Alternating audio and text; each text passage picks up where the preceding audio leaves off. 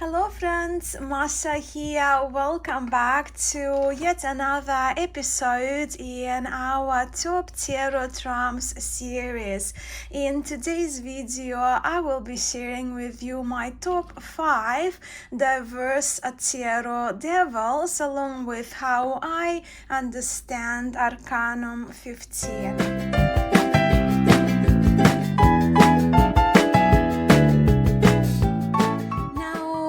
At the very end of the devil cards throughout the centuries feature, which is linked for you below if you haven't seen it and are curious, I shared with you my 5 favorite historic devils.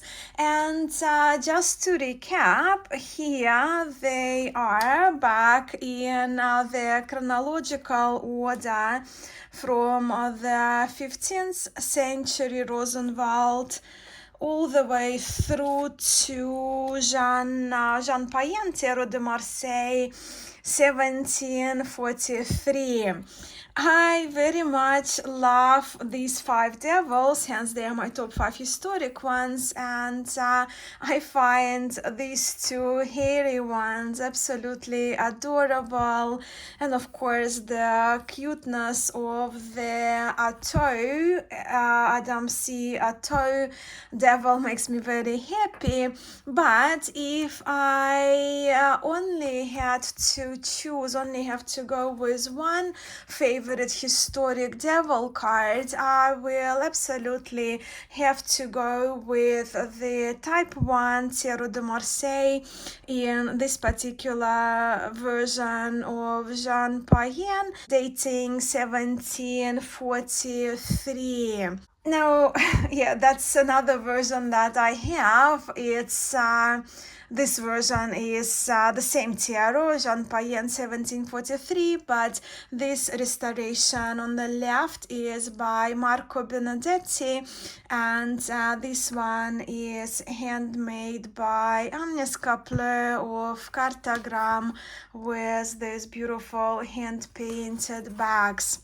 So, as you can see, I went with the devil with 2 cute imps with antlers. And my reason for this is simple. I simply prefer to have 3 characters in my historic, in my classic devil cards, because I love to look for and draw from the symmetries, mirroring and symmetries between my cards in my readings. So in that I look at the cards in the spread and try to find who becomes who and what turns into what. And this is important to me when the cards are laid out in front of me. Let me demonstrate very quickly what I mean. Just have a look. Having the Pope and his followers, Pope turning into the devil with the imps, when then the devil becomes the sun and the minions turn into the happy children or couple, perhaps depending on the context. And even looking at these 3 cards of who turns into who, what becomes what, makes for an interesting reading indeed. And add the lava card into the mix anywhere, like insert it anywhere in the sequence. And even without a question posed, we have much to draw from when interpreting these cards. But yes, when it comes to the devil card in my readings, I am very influenced by the teachings of my teacher, Camelia Elias, whose emphasis lies on the functions of the cards and seeing the obvious, and on reading the cards in the way that they don't deviate from the seater's question. So what can we say about this devil card? Here we observe the bondages and some form of enslaving, but also the contradiction between self-sabotage and delusion, perhaps, which makes us wonder how these two minions even have gotten into the situation they find themselves in, and what are they bound by? Are they bound by their fears, or perhaps desires, or other patterns that we may know more of course, when we have the surrounding cards to also draw from when doing an actual, not a mock-up, but an actual reading. With this devil, the eyes are on his belly and the knees, looking straight at us, the whole face in the belly. And this devil seems to be greeting us too. And what about this object? Is it a torch that can shine the light on the delusions, on our troubles, on our temptations? Or is this is the tool for the devil to poke us with? And do these two imps even want or need to break free? Let me now bring out perhaps the most powerful, uneasy even, devil card. This devil is from the incredible Falarcos Tarot by Carmen Sarenti. I very much love the Falarcos Tarot, even though I realize it's the first time I'm featuring it here in this Top Tarot Trumps series. I know this card is very far from being all rainbows and unicorns, as we see here a rather tormented woman who is eaten alive by the devil, personifying her torments. And what are the torments, right? Is it shame or greed? Is it her inability to let go of control, or perhaps the destructive patterns that she is holding on to? Please allow me to read from the deep and poetic little guidebook written for this tarot by Carmen Sarenti. So here we are with the devil. Her tears have been falling for years. She doesn't know the real cause, cannot see what is taking big bites out of her like Viennese pastry, caught in a configuration of obsession, unrelenting as hail pounding at the window.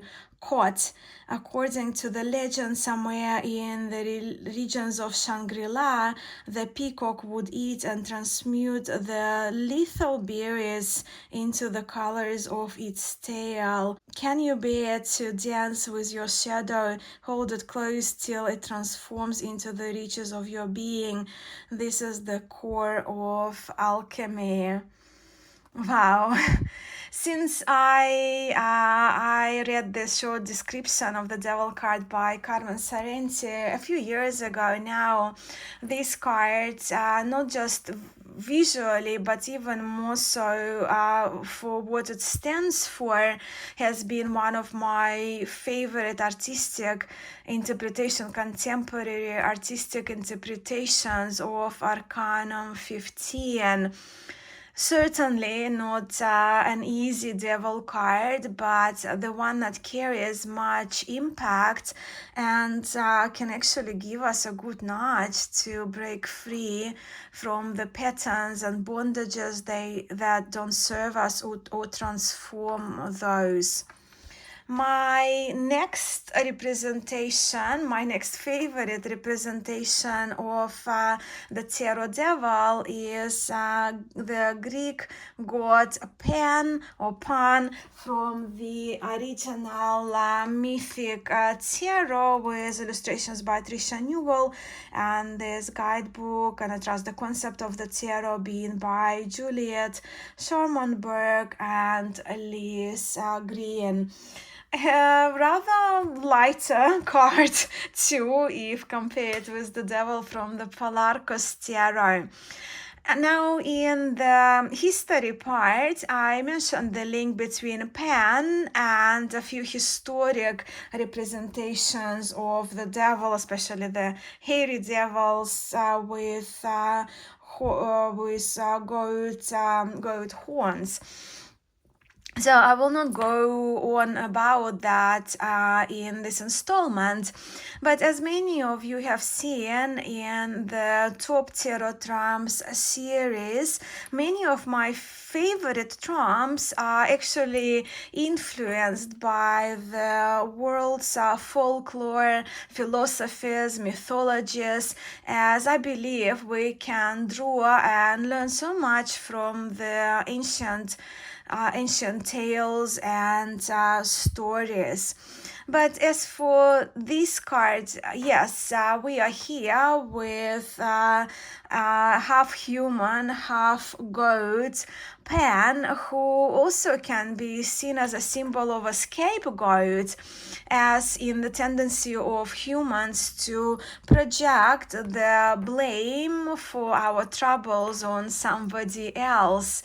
But then, seeking faults in others, we can learn from what we ourselves fear most or trapped by. And then I have this devil card from the Tarot of the Golden Wheel by Mila Lysenko. This card is personal to me, not only because of this tarot being centered around Slavic folklore, but also because of this particular scene, which depicts a young man surrounded by the flames, with two of them forming the horns reminiscent of the horns of the devil, as he is about to cut the flower of the fern with the knife he is holding. Well, we catch him here in this image in the moment of temptation. He hasn't cut the flower yet, but he is tempted to cut the fern flower he had found.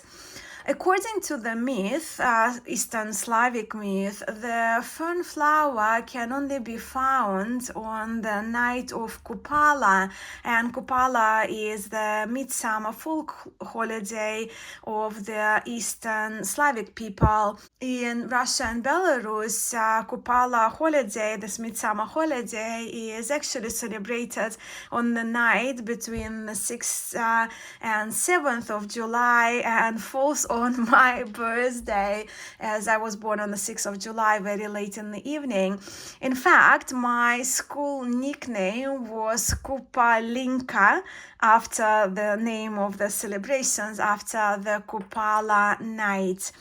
But back to the fern flower. Ferns don't flower, but according to that old Slavic legend, those who find the fern flower on the special Kupala night, and with the flowers I mentioned only appearing on Kupala night, those who find it will be granted with superpowers, with miracle powers over all evil. There are those who find and keep the flower, they will have the knowledge of everything. They will even have the power to read the thoughts of other people, to speak with animals and shapeshift. So the temptations of searching and obsessing about the search for this magic fern flower run high, and especially that temptation and greed to grasp, to possess those special powers, to possess those only for oneself, even though the flower itself is an illusion, perhaps causing delusion. And I think this devil card is brilliant. But then so is this devil too. My last favorite devil card today, represented by Mara from the Sacred India Tarot by Rohit Arya and Jane Adams.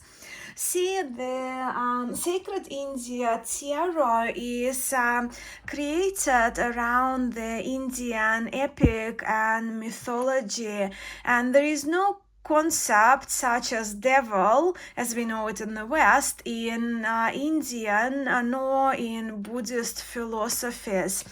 The guidebook that comes with the Sacred India Tarot is very substantial and absolutely fantastic. So I will read a couple of sentences from it for you. So yes, I mentioned the concept. India really does not have the concept of an independent source of evil like the devil. The evil that men do needs no external justification. Man alone is sufficient to explain it. Since karma operates as a balancing and payback mechanism, the notion of a powerful opponent to the divine, which is what Satan means, never took root in Indian philosophy. So in this card, we are the closest equivalent to the devil in the Buddhist scriptures, being Mara, and Mara is the name of the king of demons who tried to tempt, to poison, if you will, the Buddha consciousness and prevent Buddha from achieving his enlightenment. First, in his Mara's attempt to trap Buddha, Mara sent his three daughters, Desire, Lust, and Greed, disguised as beautiful, sensual women, to tempt Buddha. The daughters, the three women, they tried to seduce Buddha, of course, with no success. Then Mara, the king demon, resorted to the use of weapons, and his weaponized army of demons in the likes of, so the weapons were self-admiration, doubt, pleasure-seeking, self-righteousness, ignorance, along with the lust for fame, just to name a few. But Mara failed again as Buddha remained solidly grounded in his consciousness. But if we really reflect on the mentioned weapons of Mara, just now that I mentioned, right? Doubt, ignorance, pleasure-seeking, lust for fame, greed, self-admiration, we may catch ourselves being also trapped by them, or in our attempt to defeat one or a few of those qualities. And these are 5 devil cards which I especially love, both for how different they are visibly from each other, but even more so for the nuances of key 15, which these 5 cards reveal to us to draw from. Of course, if I told just 2 devils, remember I showed you from same deck, but 2 different restorations, right? And the handmade cards. So I'll just put this one to the side just as the same devil, but I never can choose between these 2, although they're the same, but just different handmade decks, as I mentioned. I very much look forward to hearing about your favorite representations of the devil and tarot, my friends, and also how you understand this arcanum.